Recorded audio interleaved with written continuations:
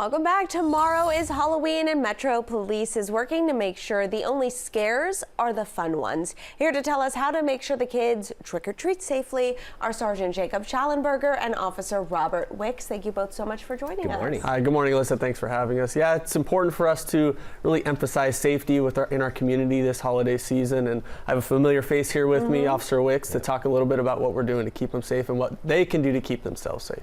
Okay, so let's talk about it, because Halloween night, while it's so much fun for the kids and the adults too, it does tend to come with some concerns. Well, right, and one of the things is to know is, because a lot of the parents like to go to other neighborhoods that they're not necessarily used to. So one, make sure you familiarize yourself with that neighborhood so you know what's going on in those neighborhoods. Stay with your kids because they're not sure what they're doing in that neighborhood. Right.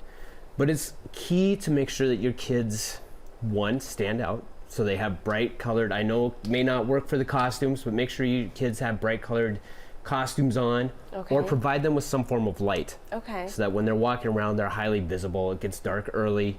That's when kids want to go out trick-or-treating, when it starts getting dark. So make sure that they stand out, they're visible. And then please, please, please, make sure if they go jutting across the street, make sure they look, no matter what. Even if it's a neighborhood that's kind of tried to block off traffic, traffic's still going to be present. Make sure they're paying attention before they cross the street. And that is got to be the #1 concern for parents on Halloween night, is because those kids do get excited and they do want to run across the street. And even though they're in residential neighborhoods, people may be coming from Halloween parties and drunk driving, or it's dark and they don't see if they don't have a light on their costume. So thank you for that reminder, because I completely forgot about those neon bracelets and necklaces. So that's a good Definitely thing to keep in mind.